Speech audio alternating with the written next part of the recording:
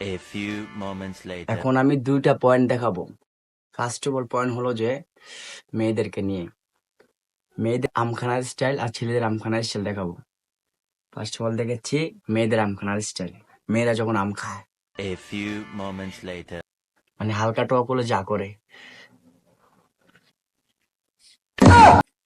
বান্ধবী টক টক, সেম এটা করে।